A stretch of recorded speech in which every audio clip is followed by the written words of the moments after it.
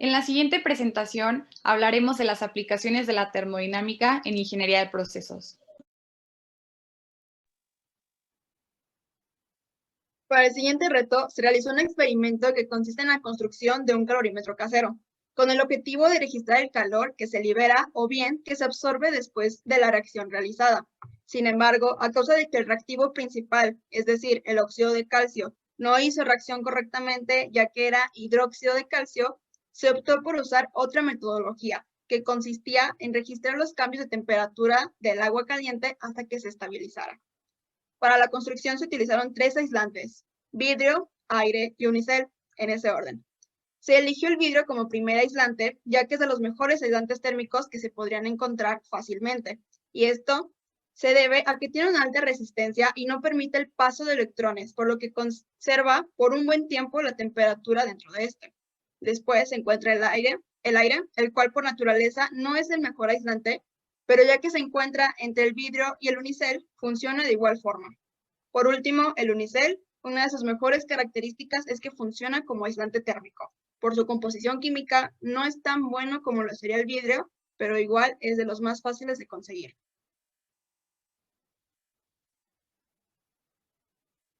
A continuación, podemos observar los pasos a seguir para su construcción. Inicialmente, como se mencionó, se empezó la metodología con el óxido de calcio, pero se optó por agua caliente. Entonces, lo único que cambia es que ya no usamos óxido de calcio y tampoco un vaso de unicel.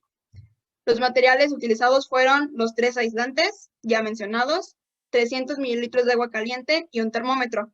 Se agregó agua caliente al recipiente de vidrio y se tapó.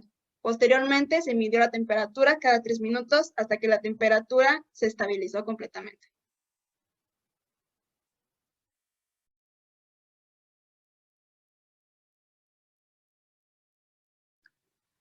Nuestro experimento como tal consistió en calentar agua. Sin embargo, para el primer ejercicio debíamos de conocer la naturaleza del óxido de calcio en agua.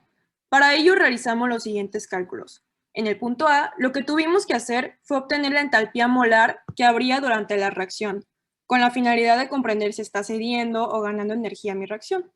La entalpía prácticamente me dice la cantidad de energía que intercambia un sistema con su entorno, cuya energía fue producida por los mismos procesos químicos.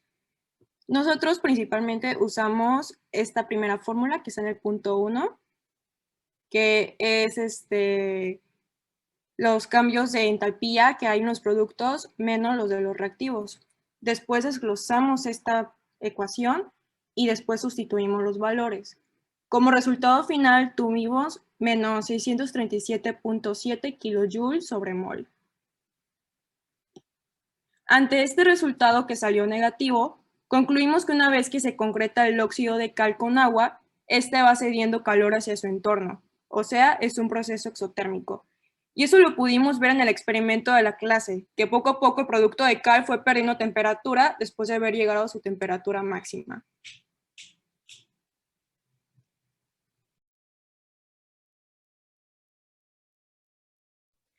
Bueno, en el punto E tuvimos que calcular la cantidad de energía en forma de calor, que al final es cedida, ya que, bueno, cuando se reacciona con los 30 gramos de óxido de calcio en agua. Por lo que tomamos el resultado de la entalpía realizada en el punto A, el cual es menos 637.7 kilojoules sobre mol. Este lo dividimos entre 1, los cuales son los números de moles, y queda exactamente igual. Con esto podemos concluir que es negativa, ya que se pierde calor, por lo cual es un trabajo exotérmico. Continuamos tomando las masas atómicas de cada uno de los elementos, los cuales son hidrógeno 1, oxígeno 16 y calcio 40. Cada uno de los valores lo multiplicamos por la cantidad de moles indicado, los cuales son calcio, pues 40 por 1, 2 de oxígeno, entonces son 16 por 2, y 2 de hidrógeno, 1 por 2. Estos valores los sumamos teniendo un total de 74 gramos sobre mol. Procedemos a tomar los 30 gramos de óxido de calcio para después dividirlo entre los 74 gramos mol dados anteriormente, para obtener un resultado de 0.405 mol. A continuación, multiplicamos los 0.405 moles por el resultado de la entalpía, que es menos 637.7 kilojoules sobre mol, dando como un resultado negativo de menos 258.26 kilojoules. El ejercicio 2 consistió en calcular el flujo de calor durante todo el proceso. En este cálculo utilizamos la siguiente fórmula, que es: el calor es igual al calor específico del agua por su masa por la diferencia de temperatura. Teníamos que usar el valor del calor específico del agua, que es 4.18 joules sobre gramo, por su masa, que fueron 60 gramos, y el cambio de temperatura, considerando que nuestra temperatura final fue 35.5 grados centígrados y la inicial de 76 grados centígrados, lo cual da como un delta de temperatura de menos 45.5 grados centígrados o grados Kelvin. Continuamos a multiplicar todos estos valores para que de esta forma se pueda obtener el valor de menos 10.157.4 joules como flujo de calor del experimento. Este nos dio negativo, ya que el sistema va perdiendo calor durante todo el proceso con el fin de estabilizarse con su entorno. Para realizar un modelo de transferencia de calor se utilizó el programa de MATLAB.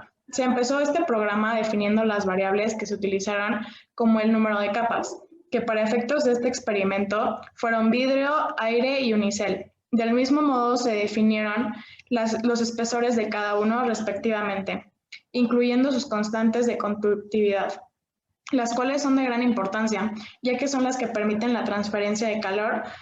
Se definió como temperatura inicial la temperatura del agua caliente y como final la temperatura ambiente. Se usó potencia y área de contacto entre capas como constantes. Usando las ecuaciones para la transferencia de calor, se puede calcular que la temperatura entre cada capa es igual a potencia por espesor de cada capa entre el área por constante de conductividad más la temperatura de la capa anterior. Usando esta simulación, nos pudimos dar cuenta que existen factores alternos que pueden modificar el resultado. Por lo tanto, se puede observar en la gráfica que se presenta que la temperatura aumenta en el cambio de vidrio a aire, ya que el aire se calienta de forma más rápida, pero su conductividad térmica es muy baja, existiendo una pérdida de calor de aire a unicel. Concluimos que al final nuestra reacción siempre va a tender a llegar a un equilibrio térmico con su entorno. Esto se debe a la ley cero de la termodinámica. Por otro lado, se comprobó que con ayuda de un calorímetro se puede conocer el flujo de calor que existe durante el proceso. Para el proyecto nos sirvieron los materiales empleados para realizar cálculos y para ver el comportamiento de la reacción química. Sin embargo, estos materiales no podrían ser llevados a nivel industrial. Creemos que el calorímetro es de cierto modo deficiente, debido a que no se tomaron en cuenta los errores de medición. Dado que no se tomaron suficientes temperaturas, el experimento no puede ser muy preciso.